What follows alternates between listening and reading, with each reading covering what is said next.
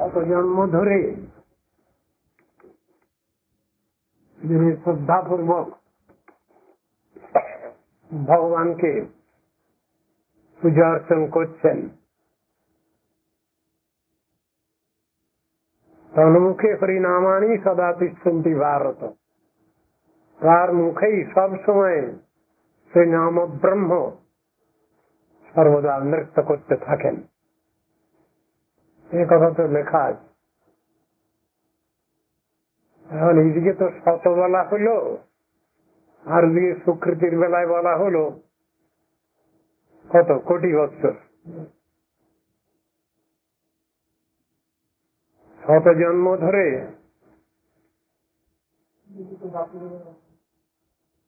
যিনি ভগবানের পূজা অর্চন করছেন শ্রদ্ধাপূর্বক, তার মুখে নাম ব্রহ্ম, নাদ ব্রহ্ম, শব্দ ব্রহ্ম সর্বদা নৃত্য করেন। এ কথা লেখা আছে। কিন্তু এখানে জন্ম কোটি সুকৃতির না লভ্যতে, এখানে সুকৃতি মানে কি হবে? সুকৃতি শব্দটা ব্যবহার হয়েছে বটে, কিন্তু সুকৃতির অর্থ এখানে ঠিক সুকৃতি নয়। সাধারণ ভাষায় আমরা যাকে পাপপুণ্য বলি, সেই রকম ধরনের কথাটাই ওখানে বলা হয়েছে। ঠিক ঠিক যদি সুকৃতি হয় তাহলে তো ভগবত কথায় রুচি আসবেই, এদিক ওদিক হওয়ার কোন সম্ভাবনা নাই। সেখানে শাস্ত্র বলছেন পূর্ব জন্মের সঞ্চিত সুকৃতির ফলে কি হয়? ভগবত ভক্তের শ্রদ্ধা হয়, সাধুর কথায় বিশ্বাস হয়, সাধুগুরু বৈষ্ণবের কথায় নির্ভরতা আসে। এই তো বলছেন, সাধুগুরুর কথায় বিশ্বাস হলেই তো আরম্ভ হলো সাধন। আমি জেনে নিলাম প্রসিডিওর, সেই অনুসারে এগোতে লাগলাম, তাদের আদেশ নির্দেশ উপদেশ নিয়ে এগোতে থাকলাম। এই তো কথা। যদি বিষয়টা ঠিক সুকৃতি হয় তাহলে সেটা তো আমাদের সাধনের ব্যাকিং। এই ব্যাকিংকে তো অস্বীকার করা যাবে না।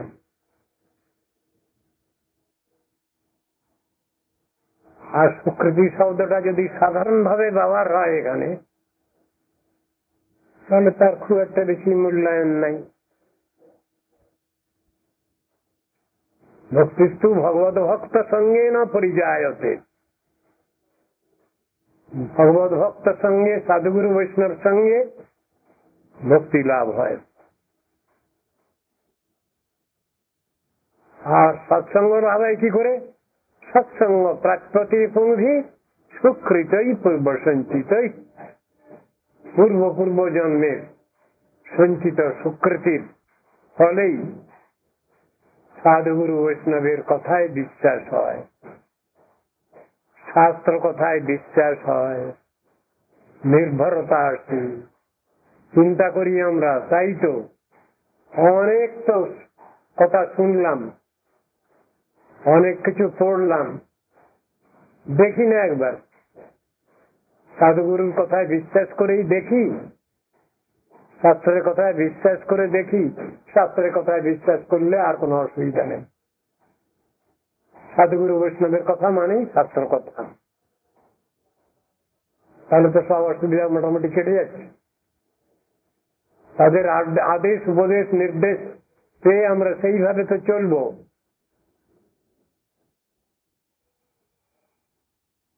এখানে কি বলবো, লোভটা কখন আসবে? হরিভজনের লোভটা আসা দরকার। তো লোভ ছেড়ে আমাদের একটুও যত্ন আগ্রহ নাই। ওটা ভালো জিনিস, এই ধারণা আমাদের নাই, এ সম্বন্ধে বাস্তব ধারণা আমাদের নাই।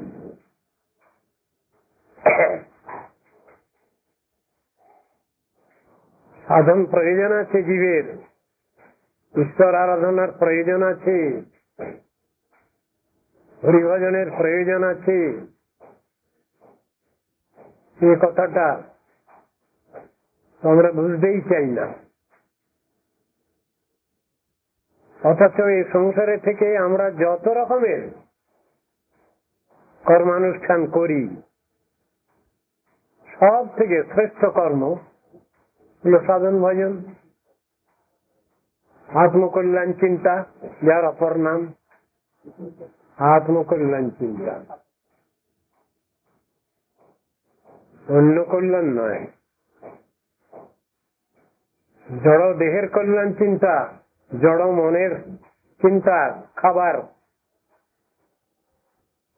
সেটার কথা বলা হয়নি। আত্মকল্যাণ চিন্তা,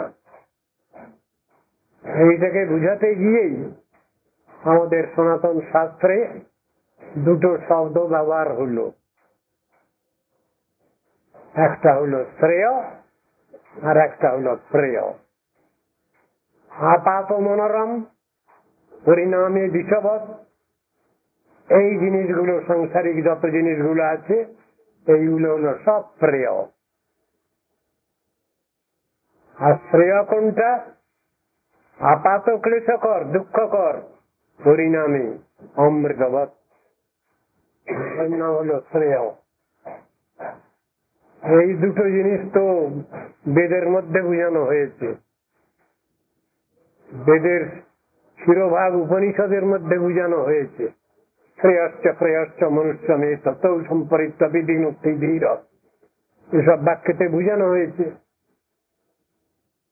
আমরা যেটাকে ভালো বলে মনে করছি এ সংসারে, সেটা আদপেই ভালো নয়। কিন্তু স্বয়ং ভগবান যাকে ভালো বলেছেন,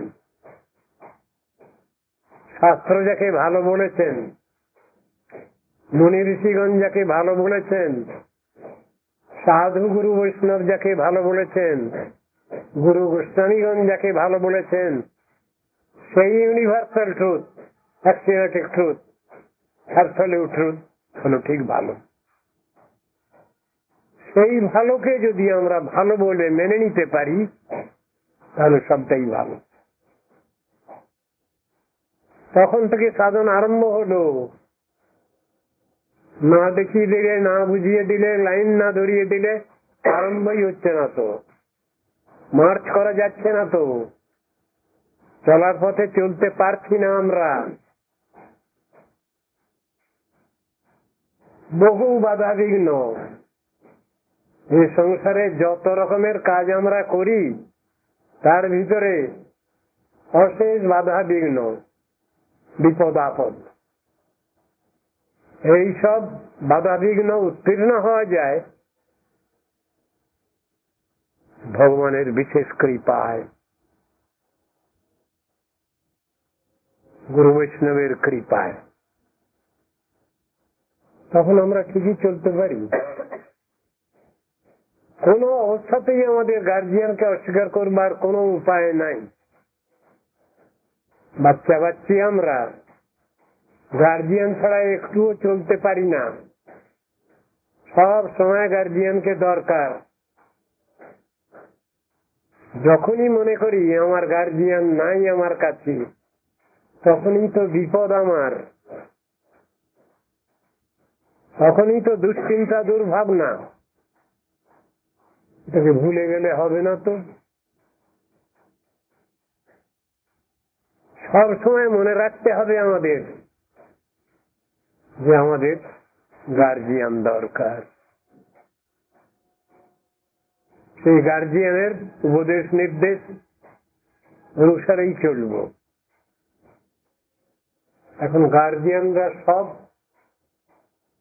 কল্যাণটা তো জানেন। লৌকিক জগতের গার্জিয়ান আছেন খুব কাছাকাছি, যাদের কাছে আমরা থাকি সব সময়। সেই গার্জিয়ানদের নাম হলো মাতা পিতা। এদের বলা হয় নিয়ারেস্ট গার্জিয়ান, অস্বীকার করবার উপায় নেই। বাচ্চা ছেলে মেয়ে সন্তানের পক্ষে অবশ্য স্বীকার্য। গার্জিয়ান ছাড়া একটুও চলতে পারি না আমরা। আবার কখনো কখনো যদি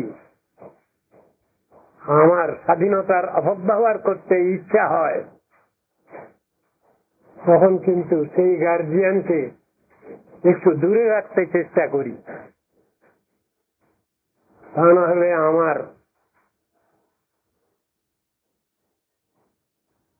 নিজের বিদ্যা বুদ্ধি অনুসারে চলার সুযোগ সুবিধাটা আসে না।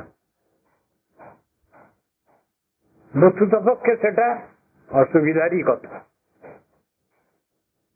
যেহেতু আমরা কতগুলো ভুল বোঝাবুঝির মধ্যে বসে আছি, সেই জন্য কখনো কখনো ওই রকম ধরনের একটা ভাব আমাদের মধ্যে এসে যায়। দেখি না একটু চেষ্টা করে আমার নিজের চেষ্টা কিছু করতে পারি নাকি। যখনই ওই রকম ভাব এসে যায়, দেখি না একটু চেষ্টা করে, আনুগত্যের অভাব, তখনই সব জিনিসটা উল্টে গেল, পজিটিভ সাইড বাদ চলে গেল আমার চিন্তা ভাবনা থেকে। সেজন্য মার্চ করবো যে আমরা পজিটিভ সাইড নিয়ে, তো চলার পথে যখনই আমার অহমিকা, দাম্ভিকতা, আমি সব জেনে ফেলেছি, বুঝে ফেলেছি এমন ভাব, তখন সবই গন্ডগোল হয়ে গেল। আর এটা তো হবেই বদ্ধাবস্থায়। বদ্ধাবস্থা মানেই তো এই উল্টো পাল্টা করা, উল্টো পাল্টা বোঝা, এর নামই তো বদ্ধাবস্থা। মুক্তাবস্থা যদি হয়ে গেছে কারো, তিনি তো ভুল করবেন না, তিনি তো উল্টো পাল্টা বলবেন না, উল্টো পাল্টা নিজে করবেনও না। এটাই তো মুক্তাবস্থা। মুক্তি কাকে বলবো? হিত্বা অন্যথা রূপম স্বরূপেণ অবস্থিতির হি মুক্তি। এই তো শাস্ত্রে বলছেন। মুক্তি কাকে বলা হলো? অবিদ্যা বিরহিত হইয়া আত্মধর্মে প্রতিষ্ঠিত হওয়ার নামই মুক্তি বা মোক্ষ। কথাটা তো ঠিকই আছে।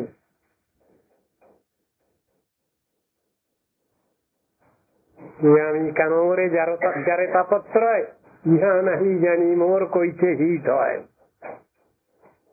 ওই বিচারের মধ্যে তো সব এসে গেছে।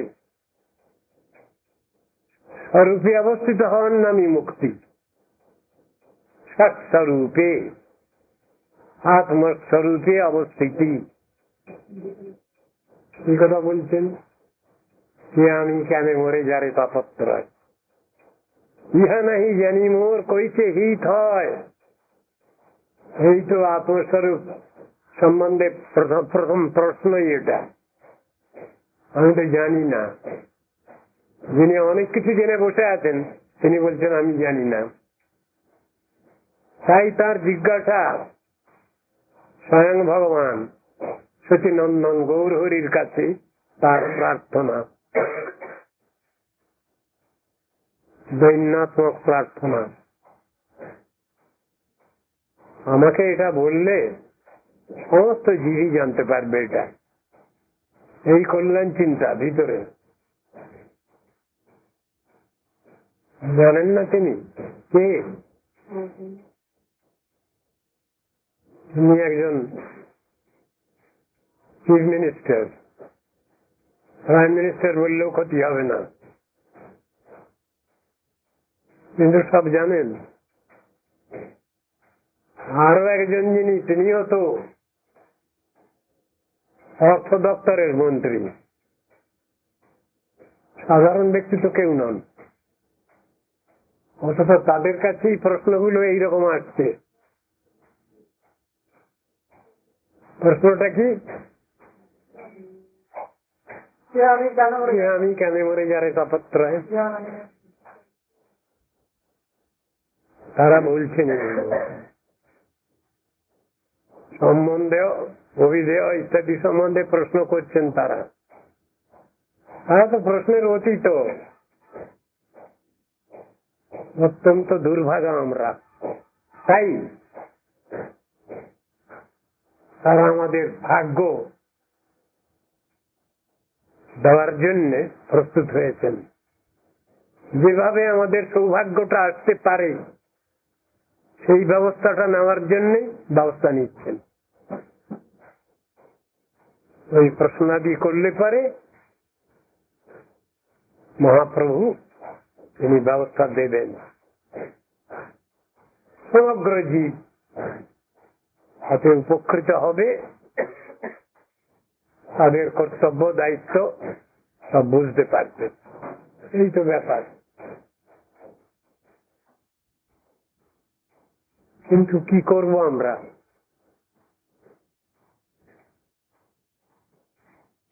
পথ তো দেখিয়ে দেওয়া হলো, মার্চ করতে পারছি না তো। সব সময় ফুল টাইম গার্জিয়ানের দরকার হচ্ছে।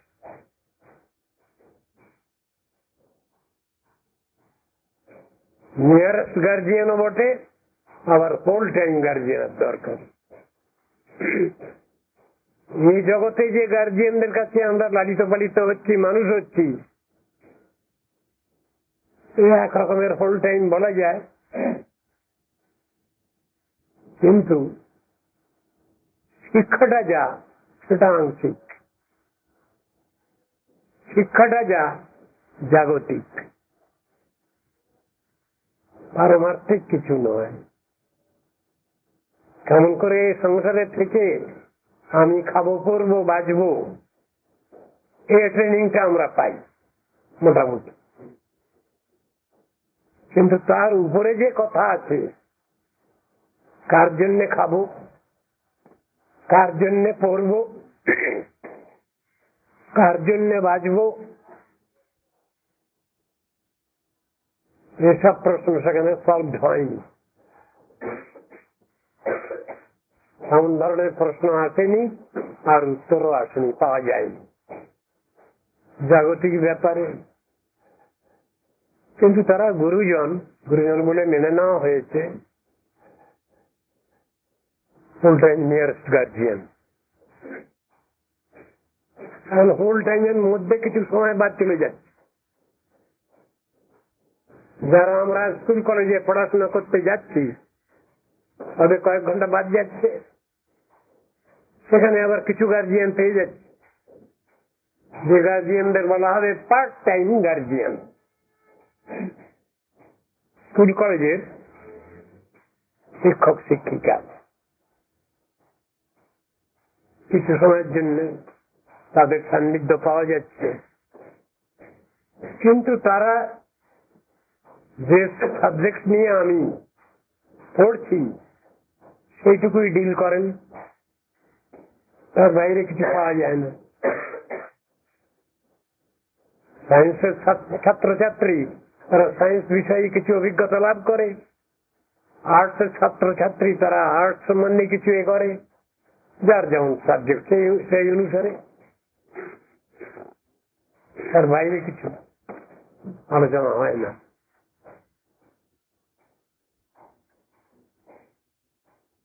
তাহলে ফুল টাইম গার্জিয়ান যাদের বলা হলো, তাদের ঠিক ফুল টাইম বলা যাচ্ছে না। ফুল টাইম মানে 24 ঘন্টা, তো কয়েক ঘন্টা তো বাদ গেল লেখাপড়ার ব্যাপারে স্কুল কলেজে। তাহলে ফুল টাইম কি করে বলবো? সেও তো পার্ট টাইমই থেকে গেল। তথাপি তর্কের খাতিরে ধরে নেওয়া হলো যে হ্যাঁ, তারা full time nearest guardian. Nearest একটা শব্দ আছে।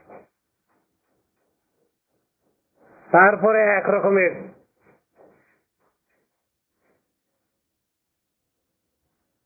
গুরু পাই। কারা? মুনি ঋষি। তারাও এই কর্মমার্গে, জাগতিক জ্ঞান মার্গে, আবার কর্মকাণ্ডীয় ব্যবস্থাপনায়, শুষ্ক জ্ঞানের ব্যবস্থাপনায়, যোগাদির ব্যবস্থাপনায় তারা কিছু ক্রিয়াশীল অ্যাক্টিভ। কিন্তু ওটা তো আমার সুবিধা হচ্ছে না বেশি কিছু। ভক্তি তত্ত্ব সম্বন্ধে আমি যদি কিছু জানতে চাই, বুঝতে চাই, তখন তো পৃথক গুরু ধরতে হচ্ছে। কর্মী গুরু আলাদা, নির্বিশেষ জ্ঞানী গুরু আলাদা, নির্বিশেষ যোগী গুরু আলাদা, তপস্বী গুরু আলাদা।